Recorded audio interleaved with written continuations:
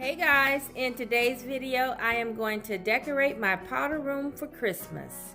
But first, I want to share with you some minor changes before we get started. I whitewashed my wall sconce. I felt this color was better suited for my Christmas decor as well as what I have planned for the new year. And I gave my cabinet a different shade of gray.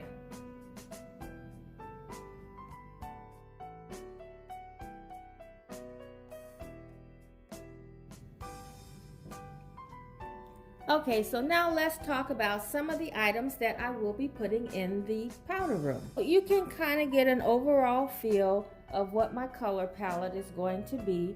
There's some neutral tones, creams, and grays, and silver, and a little bit of red.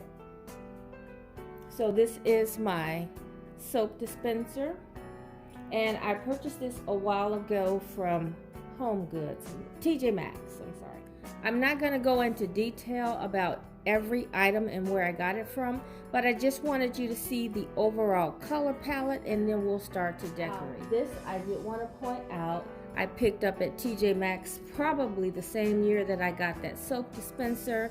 So I did add the berries because I believe I used this last year in the powder room. And of course I didn't use red, so I didn't have the red berries. But this year, because I am using a pop of red, I did place some red berries inside of the container. Okay, so I have my 3 little votive cup holders for my wall sconce. Okay, I have guest napkins, and these came from Home Goods. I also have this pretty little joy sign, and it's somewhat, it looks like a birch wood log with some type of glycerin snow with a little bit of a red berry. That's my little theme. And I got this from Home Goods. And then I have some vase filler, which smells like pine, which I love during this season. And that came from Home Goods.